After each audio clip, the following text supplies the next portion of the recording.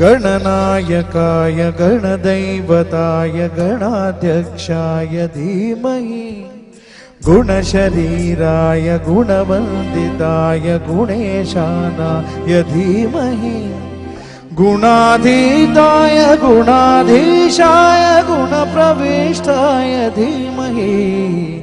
एकदन्ताय वक्रतुण्डाय गौरीतनयाय धीमहि गजेशानाय भालचन्द्राय श्रीगणेशाय धीमहि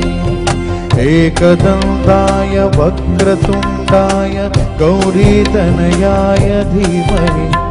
गजेशानाय भालचन्द्राय श्रीगणेशाय धीमहि